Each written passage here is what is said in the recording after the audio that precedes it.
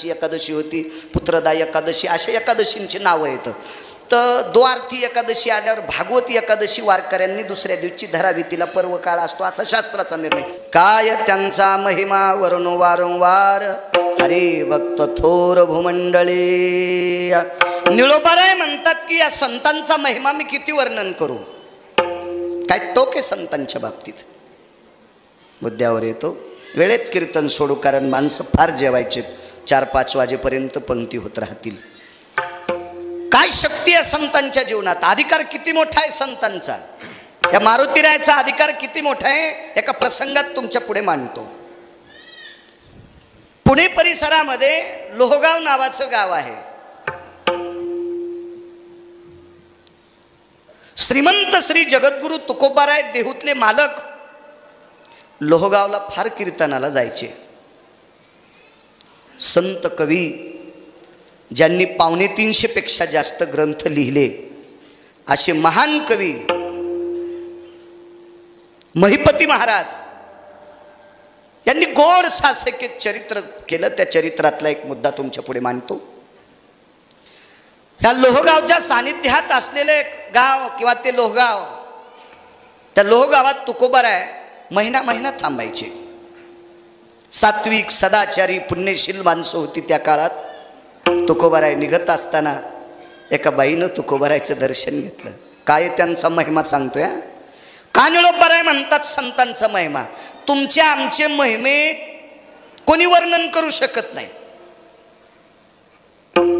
आणि मानित नाही आणि करायला सुद्धा नाही पाहिजे. तुमचा आमचा महिमा जर एखादा माणूस वर्णन करीत असेल तर त्याला पाप लागतंय. निंदा अथवा स्तुती करावी देवाची,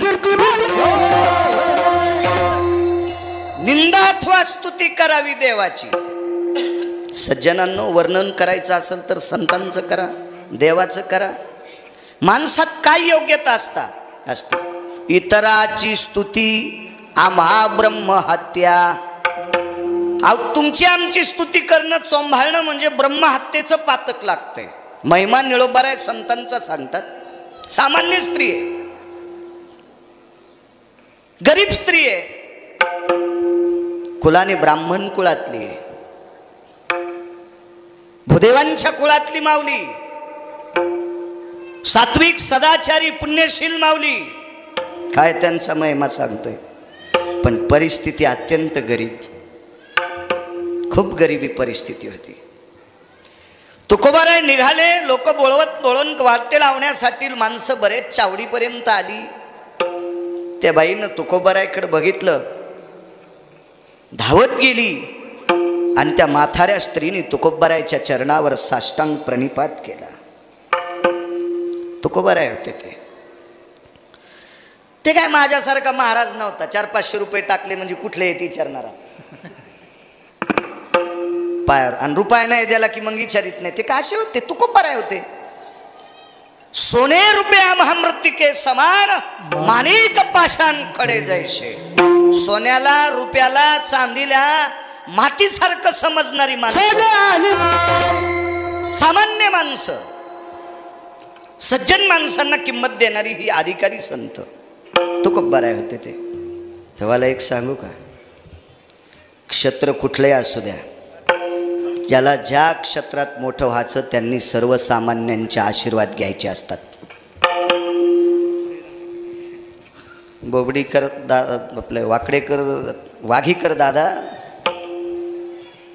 राजकारणात जर मोठं व्हायचं असेल तर मोठाले मासे धरायला इतकं सोपं नसतंय. बारके मासे धोत्रात पण धरता येते. मी म्हणणार नाही कीर्तनात मासे धरा, मग मी तुम्हाला उदाहरण द्यायलोय. उदाहरण, सर्वसामान्य माणसं इतके इमानदार असतात ते दिलेला शब्द मोडत नसतात. म्हणून राजकारणात मोठं व्हायचं असेल तरी सर्वसामान्यांचे आशीर्वाद पाहिजे. माऊली परमार्थात जरी मोठं व्हायचं असेल तर मोठाले लोक कीर्तन संपायच्या टायमाला येतात, कारण त्याला गरजच नाही कीर्तनाची. त्याला देवानं खालून वरून दिलेलं असते, त्याच्यामुळं त्याला गरज नाही. पण सर्वसामान्य माणसं महाराज उभं राहायच्या आधी येतात. म्हणजे कीर्तनकाराची शोभा सुद्धा सर्वसामान्य माणसंच वाढीतात. भजन सुद्धा सर्वसामान्य माणसंच ऐकतात. आखरीच्या चाल अहो मंगलाष्टक शेवटच्या मंगलाष्टकाला मोठाली माणसं येतात आणि फटाके वाजायच्या आत गाडीत बसतात. अंगावर घेऊ नका बरं का दगड. मी काय तुमच्यासाठी शर्ट आणलं नाही. मग रेडीमेड कपड्याचं दुकान आहे. ज्याला शर्ट येईन त्यानं घाला. इठाला म्हणजे कीर्तनात जरी मोठं व्हायचं असेल तरी सर्वसामान्य लोकांचाच आशीर्वाद आहे. एक मुद्दा मांडू तुमच्या पुढे. मोठी माणसं वैभवजी कदम एखाद्या वेळेस पैसे देत असतील, पण मोठ्या माणसानं दिलेली पैसे पचण्यासाठी गरिबाचे आशीर्वाद लागत असतात. पहा तुकोबारायची ख्याती. मोठी मोठी दिग्गज माणसं त्या काळातली 400 500 600 एकरवाली माणसं तुकोबारायला वाटे लावण्याकरता येतं. एक सर्वसामान्य ब्राह्मणाची बाई, जात काय वारकरी संप्रदायात जातीचा संबंध नाही, पण ती माऊली ब्राह्मण होती. साध्या घरात राहणारी. एका माणसाची एवढी मोठी माडी होती, एवढी मोठी माडी, जोडणी त्याच्यावर माडी, आणि ह्या बाईचं जिकून झोपडे का तिकूनच त्या माडीचा वरचा शहाडा, आपण त्याला जिना म्हणतो पूर्वीच्या काळातला तो शहाडा, त्याच बाजूने होता. दर्शन घेतलं तुकोबारायचं. काय त्यांचा महिमा सांगतोय. दर्शन घेतलं. तुकोबाराय वाकले. वयस्कर स्त्री होती. माय माय काय काम आहे माय? काही नाही महाराज, माझी अशी इच्छा आहे की माझ्याकडे तुम्ही जेवायला यावं. तिचीच पंचायत नाना खाची, तिचीच पंचायत. गरीब बाई होती, गरीब. पण तुकोबारायला सांगितलं महाराज तुम्ही माझ्याकडे जेवायला यावं अशी माझी इच्छा आहे. मी एकटा येऊ? नाही, फार दिवस झालं काही ब्राह्मण जेवू घालण्याची इच्छा आहे. 5-10 ब्राह्मण असावे आणि तुम्ही त्यांच्यासोबत जेवायला यावं. तुम्ही जर आले तर मी त्यांना जेवायला सांगते. वाक्य किती गोडे लक्षात ठेवा. बाईनं सांगितलं महाराज तुम्ही जर मला होकार दिला, माझ्या झोपड्यात जर तुम्ही जेवायला येणार आहात असं जर तुम्ही म्हणाले मी येतो म्हणून, तर मग मात्र मी त्या 5-4 ब्राह्मणांना जेवायला सांगते. विठाला विठाला.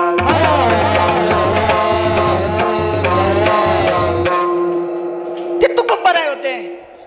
त्यांनी भाव लक्षात घेतला त्या म्हातारीचा.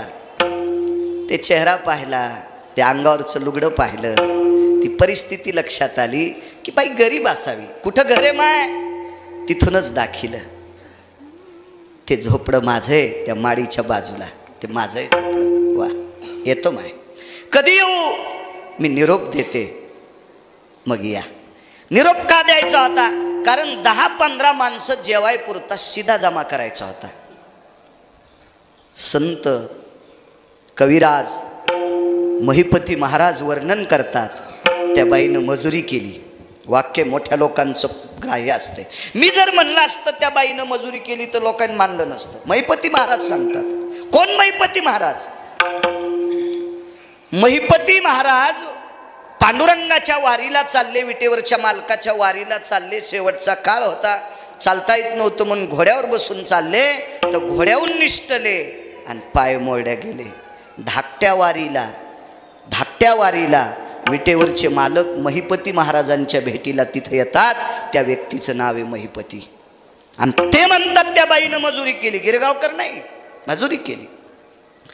5-10 लोकांपुरता सीधा तयार झाला. निरोप दिला एका वारकऱ्याकडे गावातल्या तुकाराम महाराजांना. सांगा तुकोबारायांना की आता तुम्ही जेवायला या म्हणे. आले संध्याकाळी तुकोबाराय जेवायला आले. संध्याकाळी त्या गावात मुक्कामी आले. रात्री इतका पाऊस झाला आणि ज्याच्या घराशेजारी ह्या म्हातारीचं झोपडे, त्या बाजूची एकीकडची भिंत धाड धाड धाड धाड कोसळून गेली. जिथं झोपडे तितकी भिंत लटकली.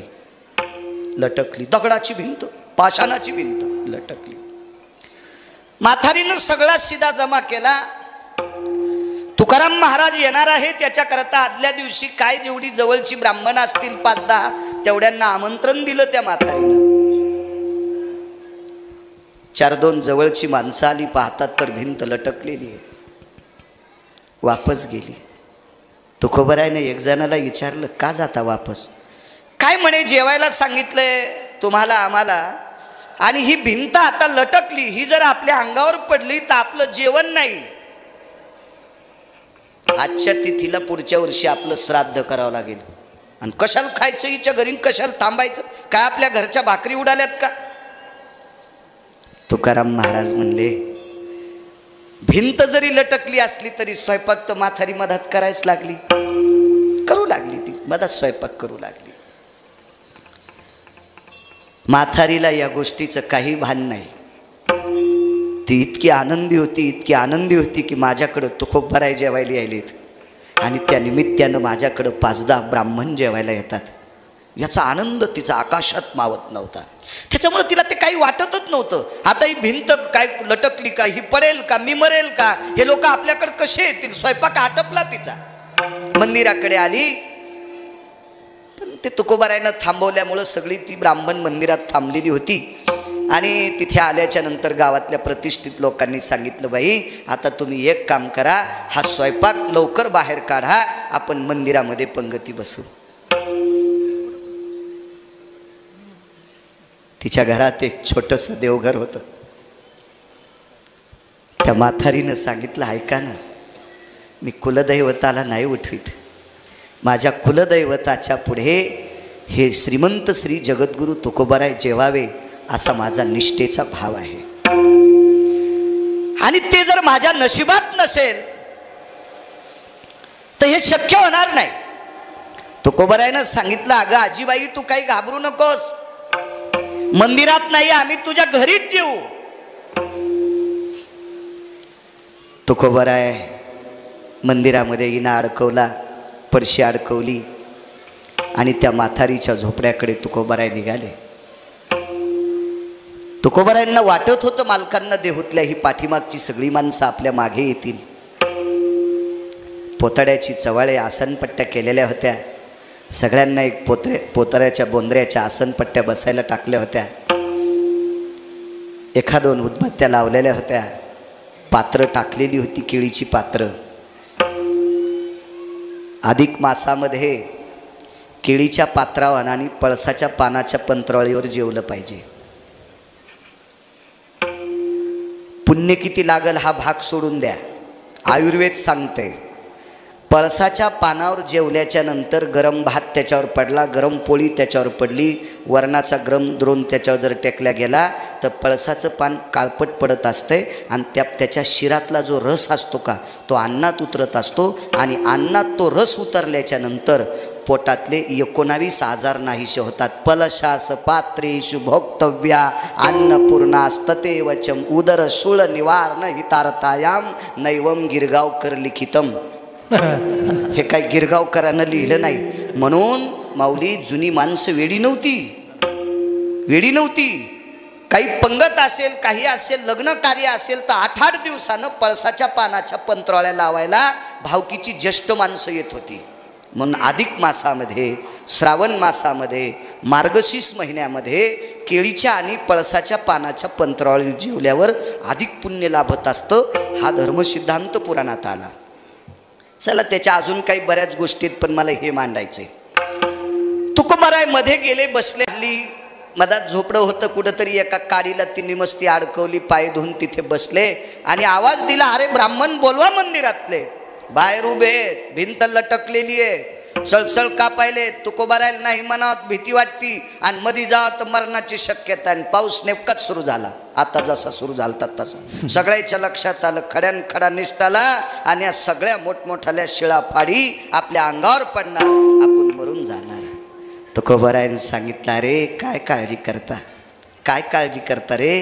अरे आपला जर काल संपला असेल, आयुष्य संपलं असेल तर आपण पलंगावर सुद्धा मरू, गादीवर सुद्धा मरू, गाडीत सुद्धा मरू, बंगल्यात सुद्धा मरू. आयुष्य संपलं की सगळं संपलं. या रे तुम्ही आहे विटेवरचा मालक.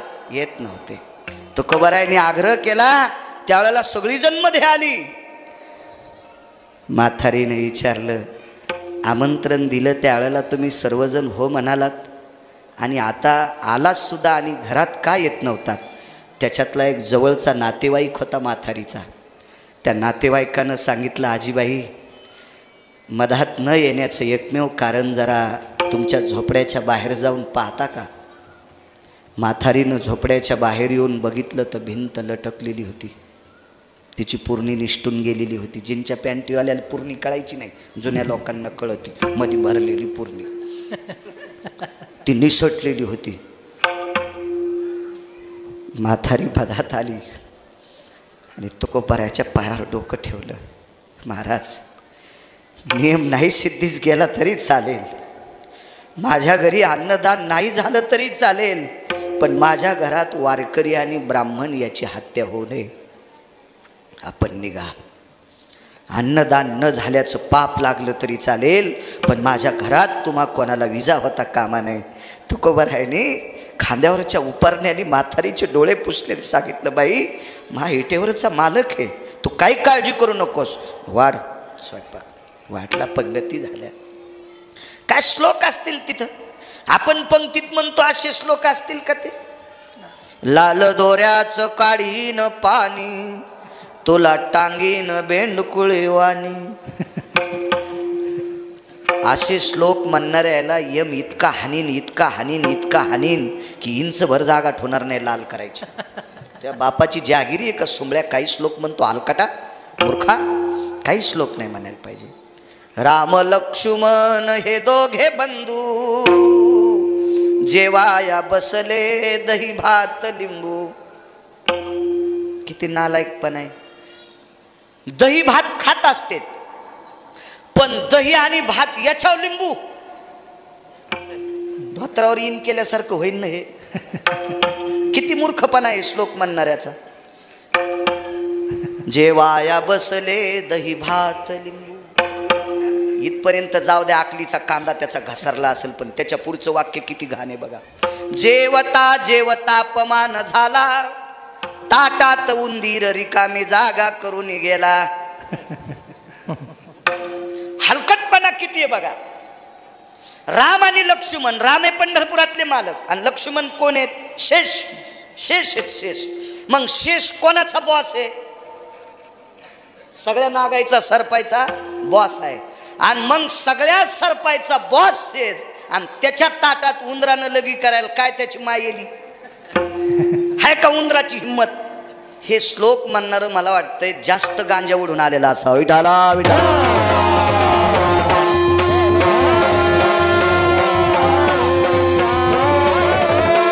गोड श्लोक झाले. अन्नपूर्णे भयो पूर्ण मुच्यते न कालायम, जठरानलो तृप्तावसयम, सुपंगती भयान जायते. रसना प्रियांस रसरसीत सगर्भे, सपूर्णोर पारणीर जया, पूर्णाभय जठरानलो तृप्तानाम, मखमखेषु पुण्याय. असे गोड श्लोक झाले. काय जेवली माणसं, सगळ्यांची जेवणं आटोपली. काही काहीचे उपरणे भीतीपोटी जाग्यावची सरली. चला म्हणले पट पट पट पट. म्हातारीनं त्या काळात आदला लावला होता वटकन जेवायला. आदला कळणार नाही लखन, तुम्हाला काय आदला कळणार आहे? मी बी तुमच्याच वयातला आहे, पण मला वाचायचा नाद आहे म्हणून कळतोय. आदला, दमडी, कवडी, आडका हे जुने पैसे, डबल पैसा जुने पैसे होते. म्हाताऱ्या लोकांना माहीत येते. त्या आदला लावला वटकनाला. मरणाच्या भीतीनं त्या आदला काही काहीनं जाग्यावर ठेवला. तसेच मंदिराकडे आले. तुकोबारायने सगळ्याचे ते आदले हातांना जमा केले. ते दुसऱ्याच्या धनाला हात लाईत नव्हते तुकोबाराय. म्हातारीला सांगितलं, हे अमक्या गुरुचं आहे, हे तमक्या गुरुचं आहे, हे अमक्या गुरुचा आदला विसरला आणि मंदिरात आपण नंतर नेऊन देऊ, पण आजीबाई तू जेवून घे बरं, यजमान जेवल्याशिवाय आम्हाला समाधान नाही. महाराज तुम्ही बाहेर व्हा, जेव ग माय. आणि तुकोबाराय ती म्हातारी जेवस तर थांबले. आणि मग गावातल्या निष्ठावंत 2-3 वार करायला सांगितलं, हिचं हे सगळं घरातलं साहित्य दबून जाईन रे, उचला बरं. महिपती महाराज सांगतात, तुकोबारायच्या शब्दानुसार गावातल्या एका श्रीमंत व्यक्तीनं तिला राहायला वसरी दिली आणि ही घरातून बाहेर पडल्याबरोबर भिंत कोसळली. कोणाची ताकद आहे? ही श्रीमंत श्री जगद्गुरु तुकोबारायची. म्हणून मालक पहिल्या कडव्यात म्हणतात, या देवात किती ताकद आहे सांगू तुम्हाला. आता या मारुतीरायाचा अधिकार किती मोठा आहे. ज्या तुकोबारायच्या शक्तीमुळे पाषाणाची भिंत लटकलेली, ते जोपर्यंत माथारीला बाहेर घेऊन बाहेर येत नाहीत घराच्या बाहेर, तोपर्यंत भिंत निर्जीव पडत नाही. ही तुकोबारायची ताकद. आणि ते तुकोबाराय या मालकाला शरण जातात. शरण शरण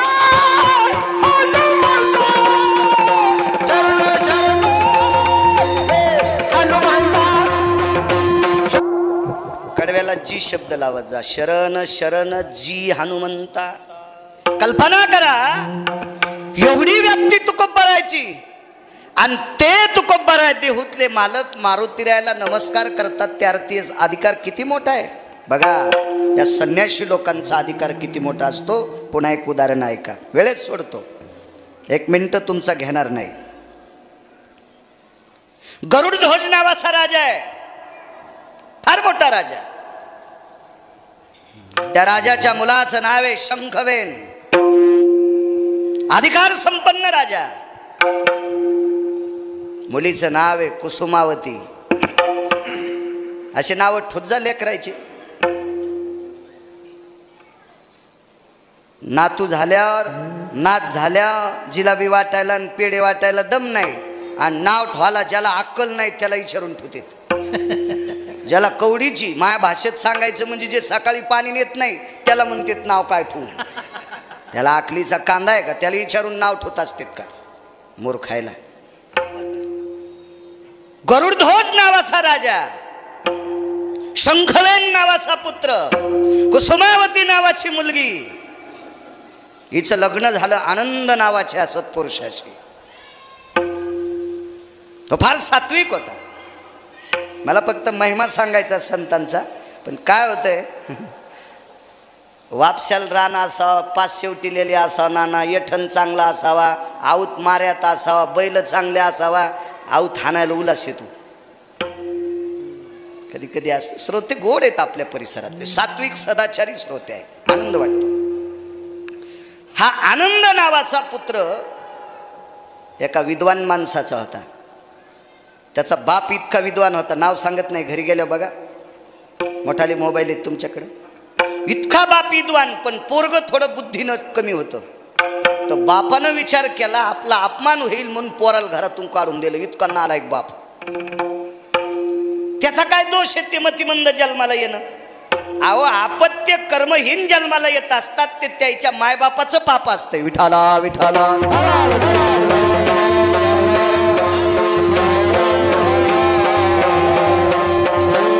सगळं पुण्य लागतंय. वंशाचं पुण्य लागतं, परिसराचं पुण्य लागतं, साधू संतांचा आशीर्वाद लागतो. हे काय तुमचं आमचं एकट्याचं असतं का? ते काय दोष आहे त्याचा? दिलं काढून. ते एवढं विद्वान झालं, इतकं विद्वान झालं, इतकं विद्वान. त्याच्या विद्वत्तेला हा गरुडध्वज नावाचा राजा भुलला, म्हणजे प्रसन्न झाला. भुलणं शब्द थोडासा वावगा ठरतोय. प्रसन्न झाला आणि मुलगी कुसुमावती नावाची वैभव देऊन टाकली. त्याला सात्विक मुलगी होती. लग्न झालं. काही दिवसाला शंखवेन नावाचा पुत्र मृत्यू पावला. सर्पदंशानं मृत्यू पावला.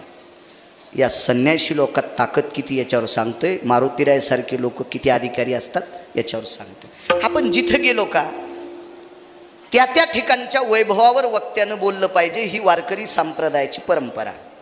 ज्ञानोबाराय तुकोबारायची विटेवरच्या मालकाची वारी असेल तर त्या वारीच्या प्रसंगामध्ये, सोहळ्याच्या प्रसंगात कीर्तन कशाचंही असू द्या, 5 मिनिटं वारीवर बोलायला पाहिजे.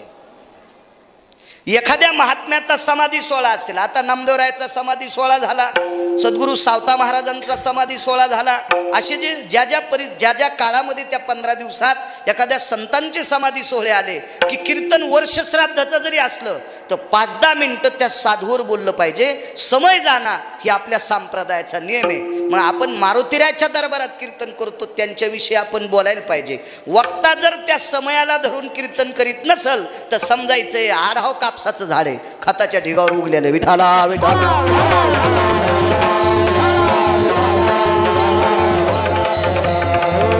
मला सांगा, आपल्या सगळ्या वारकऱ्यांना पकवाद्यांना मला इथं येण्याचा योग माऊली वर्णेकर कोणामुळे आला? मारुतीरायामुळे आला. हो, हे काय अभिषेक ठेवणारे, अन्नदान ठेवणारे एखाद्या तळ्यात थोडे ठेवत होते आणि हे न कुठं जरी ठेवला तर ह्या थोड्याच येत होत्या. तुम्ही का रिकामे आहेत का याला? 2 गोष्टी आहेत, यांचं श्रद्धेचं आमंत्रण आहे एक, दुसरी गोष्ट अधिक मास महिना आहे, आणि सगळ्यात महत्वाचा मुद्दा इथं मालकाचं अधिष्ठान मोठं आहे, ही ताकद आहे ना. याच्यामुळे ही सगळी लोक आहेत. ते सकाळी आमचा वैभवजींचा ना आमचा फोन झाला, ते गावाकडे होते, येतोच म्हणले, आले वेळेत. काय काय श्रद्धा असते हो काही काही माणसांची. श्रद्धा आहे. कोण रिकाम आहे मामा सध्या? किती माणसं कामात आहेत सध्या, किती कामात, तरी माणसं येते. ही मारुतीरायाची ताकद बघा. तो शंखवेन नावाचा मुलगा मृत्यू पावला सर्पदंशाने. काय त्यांचा महिमा सांगतो. सर्पदंश झाला आणि मृत्यू पावला, त्याचा अंत्यविधी झाला. दुःख वाटलं. शोकांकित अंतकरण गरुडध्वजाचं. इतकं दुःख तो त्या मशानभूमीत जाऊन रडू लागला. तर त्या मशानभूमीमध्ये 3.5 कोटी चंडिकेमध्ये रौद्री नावाची एक देवी आहे. भलत्या देव्या आहेत ना खूप. त्याच्यापैकी तुम्ही एक नवीन देवीचं नाव आहे का? रौद्री नावाची देवी. ही पुराणातली देवी आहे. हे बोकडे गिकडे खाणाऱ्या देवाच्या पुढं नका डोके आपटी जाऊ. बोकडे खाणाऱ्या देवाच्या पुढं जे डोके आपटीते ते पुढच्या जन्मात बोकडे होणार आणि ते ईदीच्या दिवशी कापल्या जाणार. विठाला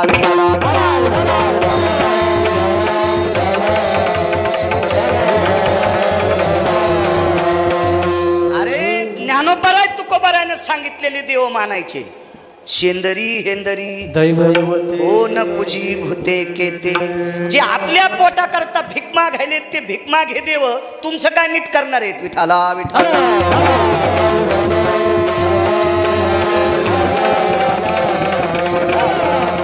रौद्री नावाची जगदंबा आहे. पुराणात तिला अनन्य स्थान आहे. ही रौद्री नावाची देवी वाणी प्रगल्भ झाली आणि तिची वाणी वाच होऊन बोलू लागली. राजन, माझ्या मंदिराच्या पाठीमागे तू खण, तुझा मुलगा जिवंत करणारा तुला तिथं सापडेल. विज्ञान मानेल न मानेल, मी पुराण सांगतोय. आणि पुराण इथं बसलेल्या कोणाच्याच माणसाच्या आजोबा पंजोबाची जहागिरी नाही. पुराण हे अधिकारी लोकांचे. बरं जाऊ द्या, किती अधिकारी जे असेल ते सोडून द्या, पण पुराणाला देहूतले मालक मानतेत ना, तुकोबाराय मानतेत ना. मग तू म्हण तुम्ही मानित नाही, तू नालायक आहेस. तुकोबाराय जे मानतेत ते आपल्याला मानावं लागेल. पहावे पुराणी विचारोने देहूतले मालक सांगतात. पुराणात रौद्री नावाची देवी, तिनं सांगितलं, राजा माझ्या मंदिराच्या पाठीमागे तुझ्या मुलाला जिवंत करणारा प्राप्त होईल. माणसं बोलिले, उत्खनन केलं, प्रेत सापडली आणि मध्ये थोडंसं खणल्याच्या नंतर एक तेजपुंज महात्मा सापडला. पाहिलं जटा पिंगट झालेल्या. बघितलं कोण? गरुडध्वज जी पुत्रवंत. आशीर्वाद दिला. हे कुलता एक मुलगा वैभवराजे पुत्रवंत व्हा म्हणल्याबरोबर डोळ्यातून पाणी आलं आणि त्या महात्म्याच्या चरणावर डोकं ठेवलं. गुरुदेव पुत्रवंत व्हा असा आशीर्वाद दिला. मुलगा होता. मागच्या महिन्यात त्याचा अंत्यविधी झाला. सर्पदंशानं मृत्यू पावला. अरे, आणि माझा शब्द खोटा होईल? मारुतीरायाचा उपासक आहे मी. मारुतीरायाचा उपासक आहे. त्या साधूची ताकद आहे का? मारुतीरायाच्या नित्य दर्शनाचा नियम आणि सांगितलं, हनुमंतराय तुम्ही जेवढं ब्रह्मचर्य पालन केलं तेवढं जरी नाही करता आलं तर विश्वातल्या एकाही स्त्रीचा पदर अंगाला लागू देणार नाही, कपडा अंगाला लागू देणार नाही. इतकी निष्ठा नाना त्या साधूची. आणि देवदर्शनाला जाता जाता एका स्त्रीचा पदर लागला आणि संकल्प केला, अख्खं जीवन आता नुसती तपश्चर्या करायची. मातुड्याचं वारूळ झालं होता होता ते बुजून गेलं. पुराण सांगते मी नाही, एवढी साधना ती फळाला आली. अरे त्या मारुतीरायाचा कृपा प्रसाद लाभलेला मी व्यक्ती आहे, जियेचा अंबर स्पर्शिला काय. एक पुराण सांगते, एक पुराण वाचा कधी कधी योग आला तर. अंबर म्हणजे वस्त्र, काया म्हणजे शरीर. त्यागिली धरा जयाने, धरा म्हणजे पृथ्वीवर वरी फिरणं त्यागून दिलं आणि तपाच्या साधनेला बसला. पुत्रवंत हो असं म्हणावा. अरे कुठं केलती अंत्यविधी? बाजूला रौद्री नावाच्या देवीच्या पुढे मशानभूमी आहे, तिथं गेले, तिथली मुठभर माती घेतली आणि काय साधना मारुतीरायाचं चिंतन केलं आणि त्याच्यातून पुत्र जीवविला. गरुड ध्वजाचा पुत्र, गरुड ध्वजाचा. अष्टम स्तबकामध्ये वाचा, 8व्या क्रमांकाचं स्तबक आहे, त्याच्यात वाचा, तुम्हाला हा कथा प्रसंग ऐका येईल. परीक्षितीची जीवन उत्क्रमण क्रिया आणि हा प्रसंग त्याच्यासोबत आलेला आहे. इतकी मोठी शक्ती. कल्पना करा, मारुतीरायाचा कृपाप्रसाद असलेला एक व्यक्ती, गरुड ध्वजाचा शंखवेन नावाचा पुत्र जाळल्याला उठून बसू शकतोय. ही मारुतीरायाच्या भक्तात इतकी ताकद आहे. तर मारुतीरायात किती ताकद असेल म्हणून पहिल्या कडव्यात. सज्जनांनो कल्पना करा, काय मोठी शक्ती आहेत मारुतीराय. ज्यांचा कृपा पात्र असणारा सुजान नावाचा भट, त्याने गरुड ध्वजाचा पुत्र जिवंत करावा. ही मारुतीरायच्या भक्तात ताकद आहे. मारुतीराय किती मोठे असतील. एक मुद्दा सांगतो, आपला वेळही संपतो तेवढ्या वेळात. प्रभू रामचंद्र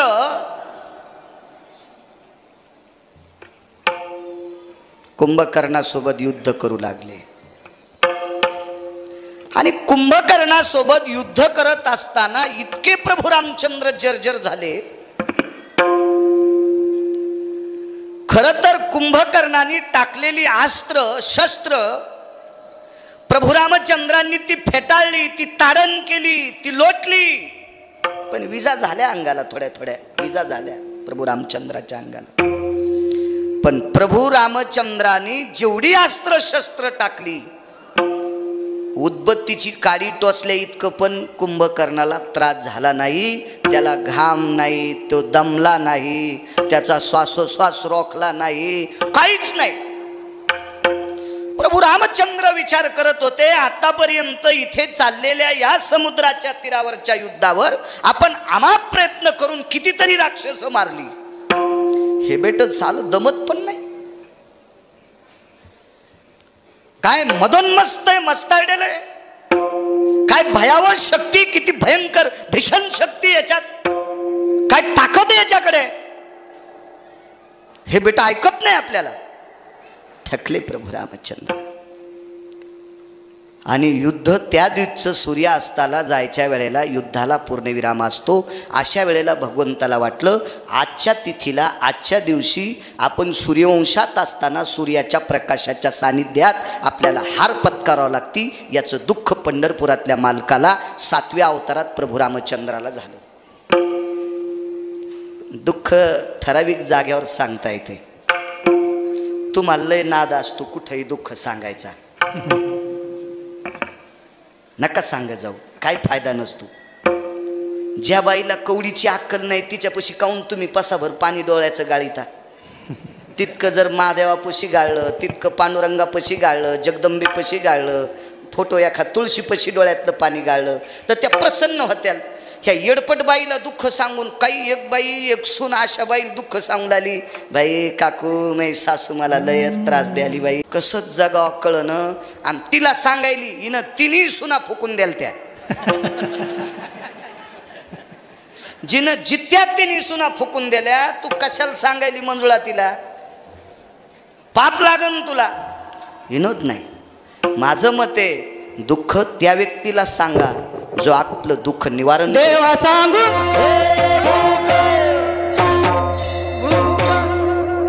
देवा सांगू सुख दुःख. एक तर देवापुढे सांगायचं, एक तर संतांपुढे सांगायचं, आणि तिसरा मुद्दा लक्षात ठेवा, त्यानं नाही दुःख निवारण केलं तरी त्याला सांगा, त्यानं आपलं दुःख दुसऱ्याला पेरून सांगू नये. म्हणून एक मन आहे, रडून ऐकत येतं हसून सांगत येतं. अशा नालायकाला माणसांनी सुद्धा दुःख सांगू नये, आणि अशा नालायक बाईला तुम्ही सुद्धा दुःख सांगायचं नाही. आपल्या दुःखाचे पंचनामा सर्वत्र चर्चा करते. अशा बाईला काय सांगायचं? ती तुमच्यापासलं दुःख रडून ऐकतील, शेजारणीला सांगती बरं झालं हिचे सुनानं दात पाडायला पाहिजे होते. किती अवघड काम. अशांना सांगायचं नाही. विटेवरच्या मालकाला दुःख आहे, प्रभू रामचंद्रांना दुःख आहे, ते दुःख शेवटच्या टप्प्यात सांगितलं इथं बसलेल्या मालकाला. मारुतीरायाला दुःख सांगितलं, पवनसुता ए हनुमंता, जी मालक, जी जी जी जी, शेवटचा पुरावा जी. अरे कुंभकर्ण मला वाचू देत नाही रे, वाचू देत नाही कुंभकर्ण, जगू देत नाही मला. मारुतीराय प्रभू रामचंद्राला म्हणले, भगवान आमच्यासारखे तुमच्या पाठीमाग असल्यावर कुंभकर्णाची काय मायवेली तुम्हाला त्रास द्यायची? तितके बळकट लोक माग पाहिजे बरं का. इतके इमानदार माणसं मोठ्या पुढाऱ्याच्या माग असले की त्याला अडचणच नाही. आणि फुटके दूरनं वरण टाकलं, चपाती येऊस तरच वरण गळून गेलं, म्हणजे कोरडीत चपाती खाला. असे फुटके दूरनं ज्याच्या माग आहेत का त्या पुढाऱ्याचं काय खरं नसतंय. म्हणून त्यानं फुटके दूरनं संगत वाचत नाही, दिसला की उचलून फेकायचा फुटका दुरण. वागीकर दादा ऐका तिथूनच.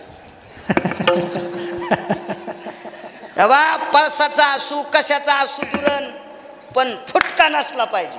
वरण टाकलं, चपातीची वाढ येऊस तरच भातातून वरण पत्रवाळी फोडून खाली, ते दुरण कामाचा नाही. निष्ठावंत लोक पाहिजे. मारुतीरायानं सांगितलं मी आहे पाठीमाग आणि चिरंजीव आहे, काय कोणाची मायवेली मला मारायची. आणि जर तुम्हाला मृत्यू त्या दिवशी येईल, आधी पठ्ठ्या मरेल, आधी पठ्ठ्या मरेल मग तुम्हाला मृत्यू. काय निष्ठा व लोकांची आहे, काय श्रद्धा आहे लोकांची. प्रभू रामचंद्र म्हणले, हनुमंता गप्पा तुझ्या गोड वाटायल्यात रे, तुझं माझ्यावर प्रेम आहे. मालकाचा पुरावा एक आहे, रामा गड्याची आवडी मोठी, मनोन लंके पेन रे. भगवान प्रभू रामचंद्राची मारुतीरायाला आवड होती, फार आवड. म्हणून तुझ्या श्रद्धेच्या प्रेमाचे हे चुटके, ह्या गप्पा मला गोड वाटतात, पण ते मारतोय मला, मी वाचत नाही.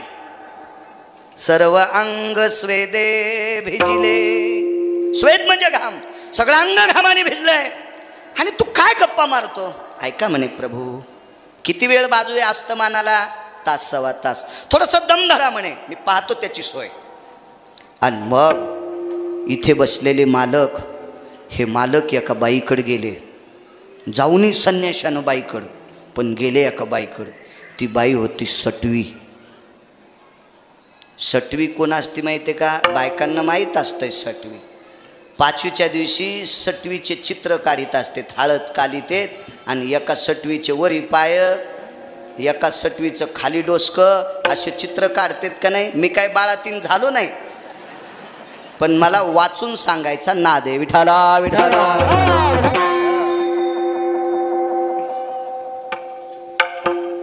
वेळ आहे ना थोडस.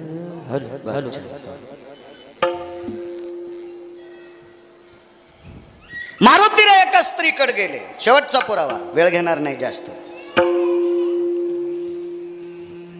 संन्याशानं बाईकडे जाऊ नये, त्यातली त्यात लग्न करणाऱ्यानं सुद्धा दुसऱ्या बाईकडे जाऊ नये. संन्याशाचं तर लय लांब झालं.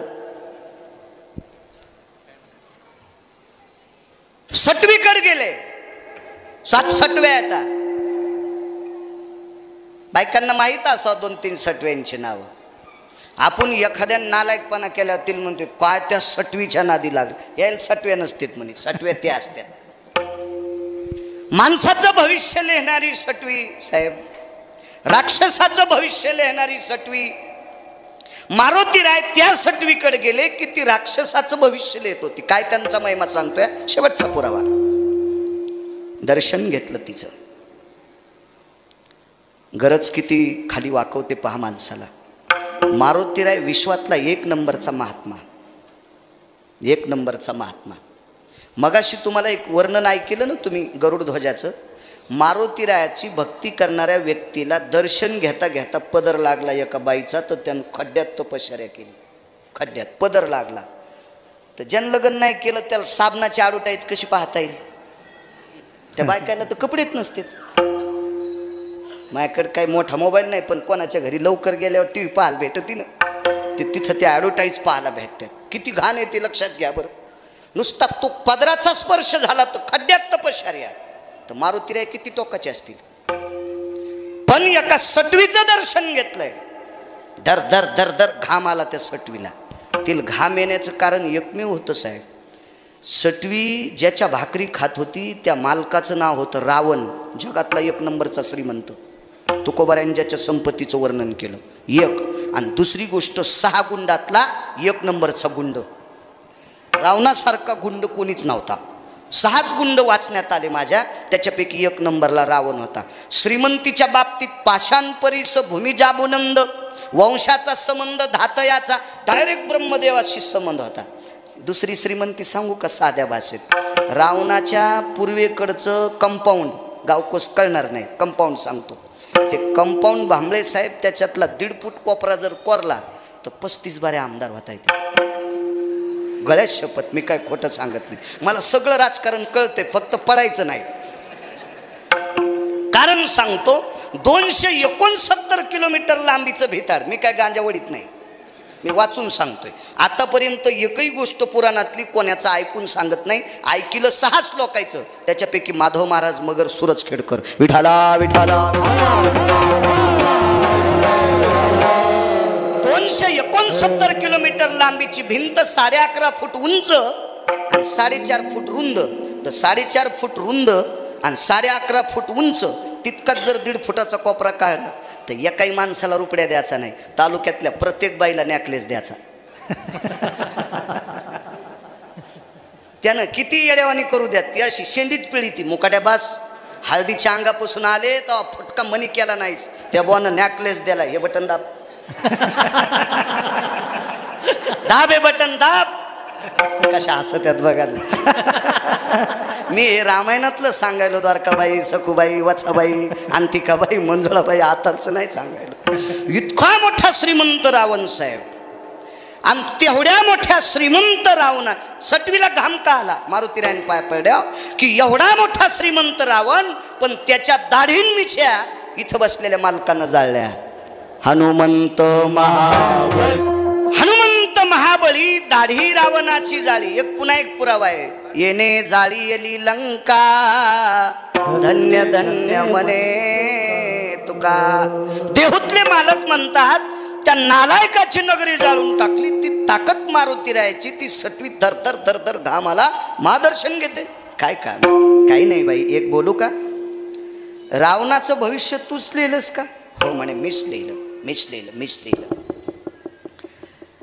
काही माणसं प्रारब्धाला मानित नाहीत. एक जण म्हणला मी नशिबाला मानित नाही. तुमच्यातलं उदाहरण सांगतो राजकारणातलं. अंगावर घ्यायचं नाही बरं. मी परिसरात कशामुळं भेटतो, शक्यतो परिसरात लय टाळीतो. लांबला गेल्यावर काय ताण नसते आपलं. एवढं एखाद्यानं म्हणावं मलाच टाच का हाणला काय, ते नाद नाही आपल्याला. आणि गरज बी नाही साहेब कोणाचे उकांडे उकरायची. पाईप दिलाय पंढरपुरातल्या मालकान बारीकसा पैशाचा, त्याच्यामुळं कशाला इचकायचं कोणाचा आगाव. पण पुरावा मानतो तुमच्या पुढे. काही माणसं प्रारब्धाला मानित नाही. मूर्खपणा आहे प्रारब्धाला न मानणं. बरं ठीक आहे, शेतात काम केल्यावर पीक येते याबद्दल मान्य आहे. पण उद्या ज्वारी काढायला जायची म्हणून आज संध्याकाळी गाराचा पाऊस पडला. आता ज्वारी पेरली असं कळतच नाही बोरी करते. हे कोणाच्या हातात आहे? त्याच्या. आपलं प्रारब्ध गहन असलं की त्या काही गोष्टी होत नसतात. प्रारब्ध मानावंच लागतं. भविष्य सटवीनं रावणाचं लिहिलं. रावणाचे 2 भविष्य होते. रावणाला मारणार कोण? रावण राज्याधिष्ठित किती होईल? 19 प्रकरण आहेत आणि कुंभकर्णाचं 1 प्रकरण. तर रावणाला मारणार कोण आहे? सूर्यवंशातला राजा. कुंखात हात बुडिले. रावणानं आपल्या कपाळावर हाताशी चिटकिल्याबरोबर अक्षल शयवृद्धी रघुवंशानाम अजसुपुत्रेषु दशरथायाम दशरथो सर्व रामानाम तुम हस्ते न जायते नैवम गिरगावकर लिखितम. हे काय गिरगावकरांनी थोडं लिहिलं? हे भविष्य होतं. अहो राम आपल्याला मारणार आहे हे रावणाला दशरथाच्या लग्नाच्या अगोदर कळालतं. म्हणून दशरथ राजाचं वऱ्हाड रावणानं समुद्रात बुडिलं. समुद्रात बुडिलं. पण नवरी वाचलीच. वाचलीच नवरी. झालेच राम आणि वाजिलाच रावण. प्रारब्ध आहे. मानित नाहीत माणसं. 2-4 पुस्तकं शिकल्याला म्हणला काय नशीब मानायचंय. एका जाग्यावर एका इलेक्शन मध्ये इकडचे 9 लोक आले आणि इकडचे 9 लोक आले.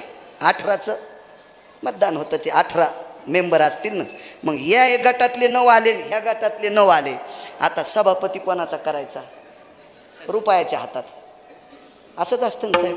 मग रुपया फेकला. दोन्ही इतके रगील होते. नशीब मानितच नाहीत म्हणले. आणि रुपया फेकल्यावर 1 जणाच्या नावानं पडला. कस काय? आणि नशीब मोठं पठ्याचं हाणायला पाहिजे तुला.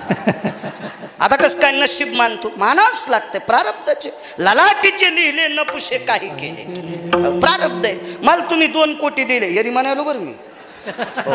मी परभणी जिल्ह्यातल्या कुठल्याही नेत्याला 1 रुपयाचा त्रास देत नाही. आणि कामं पडलं नाही ना. तुम्ही वाईट हेत असं नाही. चांगली माणसं आहेत. पण मला काम नाही पडलं. बायको एकच आहे आणि कामाशी काम. हे कीर्तनाचं जमिनीतलं शेतीतलं भरपूर येतंय मला. त्याच्यामुळे तुम्हाला त्रास नाही. जे दिवशी उडन ते दिवशी पाहू. मग बघून घेऊ. काय सांगू लागलो?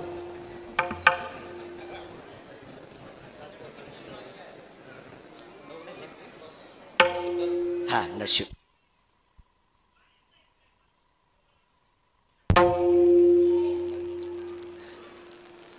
भविष्याला मानावला. हा मला 2 कोटी रुपये दिले. इथं आलतो. तुम्ही ते पैशाच विसरून गेले पटकन. तुम्हाला वाटलं गेल्यावर मागतं काय? उदाहरणार्थ तुम्ही मला साहेब 2 कोटी रुपये दिले आणि माझं नशीब जर खोटं असेल, वाल्होरला जाताना जर अटॅक येऊन गिरगावकर जर मेला तर 2 कोटी काय करू तुमचे? म्हणून लक्षात घ्या सज्जनांनो, माणसानं नशिबाला भांडलं पाहिजे आणि ते नशीब घडवायची ताकद या संत लोकात असते. हे कधी लक्षात ठेवा.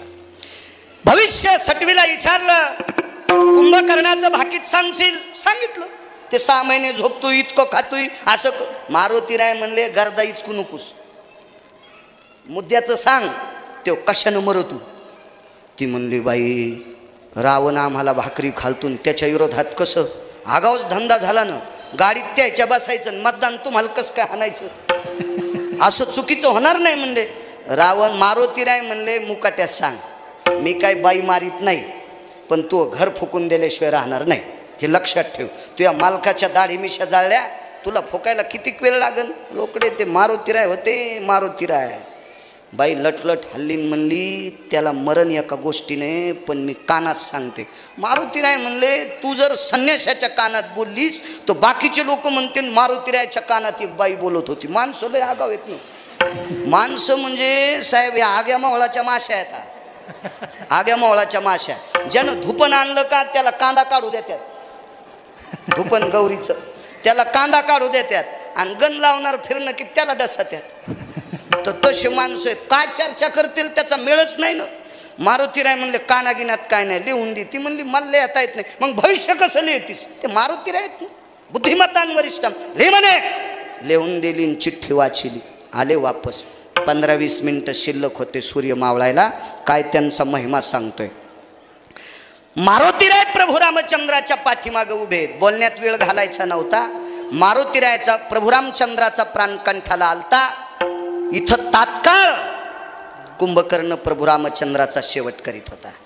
तेवढ्या अवकाशात मारुतीराय पाठीमागं उभे आहेत आणि मारुतीरायनं शेपटीला असं चोंभाळलं. शेपटी फार अधिकारी आहेत मारुतीरायची. आणि शेपटीला सांगितलं, बाई तू जाय आणि प्रभू रामचंद्राच्या काखेत अशा गुदगुल्या कर.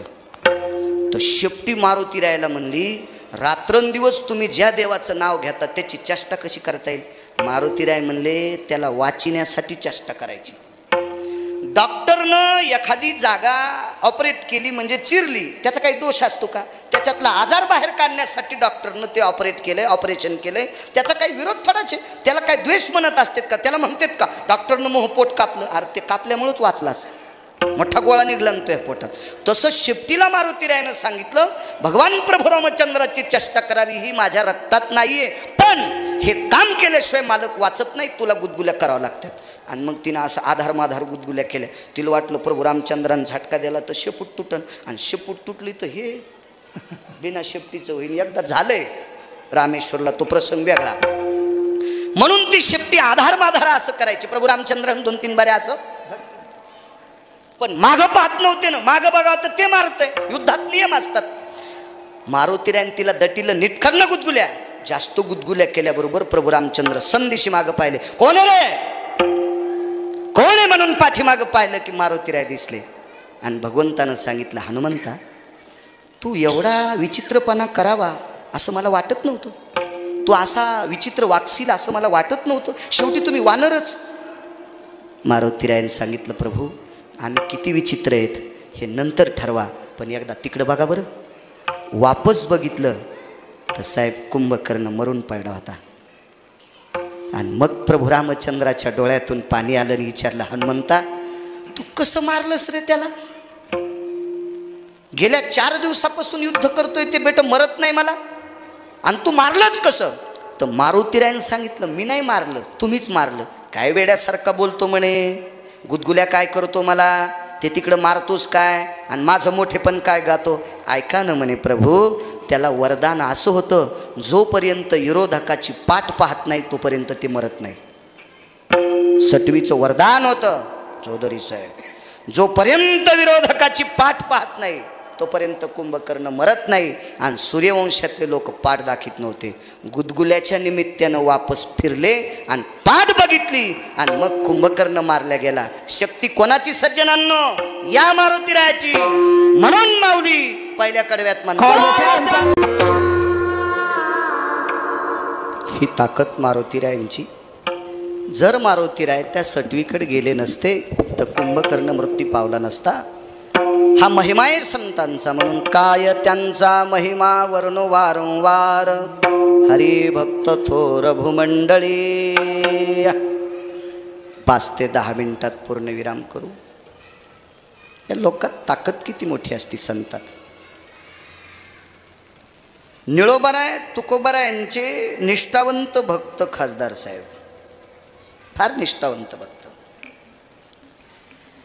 निळोबारायांची तुकोबारायावर इतकी निष्ठा, इतकी निष्ठा, इतकी निष्ठा की त्यांनी पंढरपुरातल्या मालकाला एकदा वापस केलं. येथे तुझ लागी बोलाविले कोणी, प्रार्थिल्या वाचोनी आलासी का. हे जगदानंद कंद जगतपतये, तुला आमंत्रण नाही, तू आलास कसा? देवाला म्हणाव, देवाला. त्याच वाक्यात एक वाक्य अभंगात, निळा म्हणे आम्ही नोळखोजी देवा. तू मोजक्या वेळात सांगतो. का म्हणतात निळोबाराय संतांचा महिमा? 2 पुरावे बारीकशे देतो. एक आपल्या जिल्ह्यातला देतो आणि एक पश्चिम महाराष्ट्रातला देतो. संताजी महाराज नावाचे एक संत होऊन गेले साहेब. त्यांचा व्यवसाय होता घाण्यावर तेल काढणे साहेब. तेल व्यवसाय होता. माणसांनी व्यवसाय केला पाहिजे. मोठ्या महात्म्याचं उत्तर भारतातल्या एका संतांचं वाक्य, हरि का नाम पेट का धंदा न करे वो मूर्खांदा. मिळेल त्या वेळात भजन करायचं. कापसाला, गव्हाला, ऊसाला, ज्वारीला शेतात काम करताना सोडून काम बंद करून जर भजन करीत असेल तर मूर्ख. काम संपल्यावर भजन करायचं. कामामध्ये काम काही मना राम राम, मालकाचा पुरावा आहे. हे काम करून भजन करायचं. नवऱ्याला डबा द्यायचा सोडून जर तुळशीला येडे घालीत असेल तर ती बाई चुडेलीन.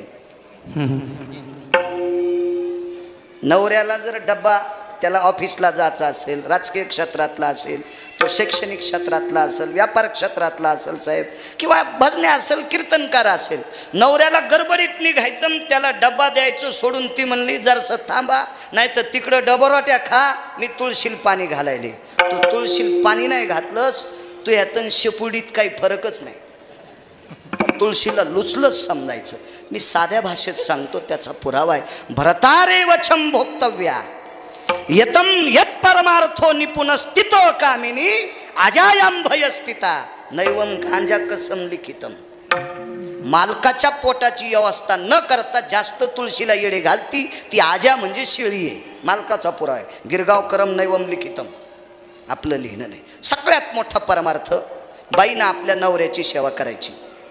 जी बाई नवऱ्याच्या दिवसात एकदा पाया पडते का, तिनं भारतातल्या कोण्याच महाराजाच्या पाया पडायचं नाही. तुम्ही ऐकताल, मो तुमच्या जिल्ह्यातला आहे, तुम्ही ऐकताल, तुम्हाला नाही पटलं तरी ऐकताल, पण परमार्थातला विद्वान माझी कॉलर धरून विचारीन, बाळ्या कशाच्या आधारावर बोलतोस? आधारावाचो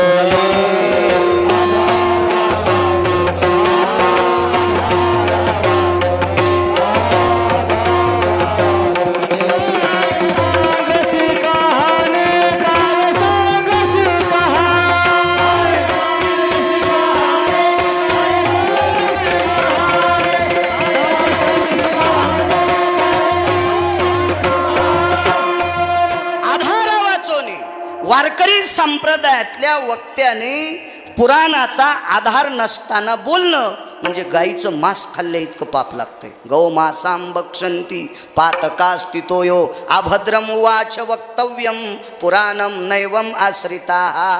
पुराण ज्याला मानित नाही त्या गप्पा वारकरी संप्रदायातल्या कीर्तनकारांनी बकबक कीर्तनात बोलायच्या नाही.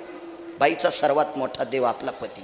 जी बाई नवऱ्याच्या दिवसात एकदा पाया पडती तिला भारतातल्या कोण्याच महाराजाच्या पाया नाही पडलं तरी चालते, इतकी ताकद आहे. आणि नित्य नियमानं जी पाया पडती तिची ताकद सांगू. काशीतले मालक भगवान शिवशंकर आणि पंढरपुरातले मालक भगवान पांडुरंग परमात्मा नवऱ्याच्या 3 टाइम पाया पडणाऱ्या बाईच्या पाया पडतात. तिची देवावरी सत्ता, निष्ठा आहे. अशी निष्ठावंत पत्नी संताजी महाराजांची होती. संताजी महाराज गावी गेले, तेलाचा धंदा होता आणि तो तेलाचा धंदा थोडासा गावी गेल्यामुळं तो घाणा हाणायचं राहिले आणि लोकांचे वरवे होते, ते तेल द्यायचं राहिलं साहेब. मग लोक बोलू लागले. लोक बोलू लागल्यावर इतके घाण शब्दात खासदार साहेब लोक बोलले की त्या दारातल्या घाणा वढायच्या बैलाला सुद्धा वाघीकर दादा रडू आलं, बैलाला रडू आलं बैलाला. आणि मग काय करावं, पण आता त्या बैलाला कोणी सोडत नव्हतं आणि सोडलं त्या बैलाला घाण्याला झुकलं तर ते बैल घाणा ओढीत नव्हता. संतांचा अधिकार किती मोठा आहे. शेवटचा पुरावा आहे का, मी बंद करणार होतो पण तुम्ही आले म्हणून 10 मिनिटं पुढं सरकतो. पुतण्या होता महाराजांचा. उद्योग केला पाहिजे माणसाने. आपल्या वाट्याला जे येईल ते उद्योग करायचा. शेती असेल, व्यापार असेल, काय असेल. देवानं राजकारणाचा पिंड घडवला असेल तर राजकारण करायचं. तुम्हाला सांगतो प्रत्येक क्षेत्रात सेवा करता येते. एखाद्या वेळेस तुम्हाला कीर्तनात यायला वेळ नाही भेटला ना तर दुःख मानी जाऊ नका. राजकारणी माणसानं जनतेचं काम करायचं. जनतेची सेवा तुम्हाला घडली की 1 कोटी पंढरपुरातल्या वाऱ्या केल्याचं पुण्य तुम्हाला प्राप्त होते. इतकी मोठी ताकद आहे. अहो डॉक्टरनं पेशंट तपासायचा, पेशंट तपासून त्याला सुखरूप घरी डॉक्टरनं घरी पाठिलं की काशीच्या वाऱ्या 100 आणि पंढरपुरातल्या वाऱ्या 100 केल्याचं पुण्य. तुमच्या राजकीय क्षेत्रात कोणी खासदार, कोणी आमदार, कोणी जिल्हा परिषद, पंचायत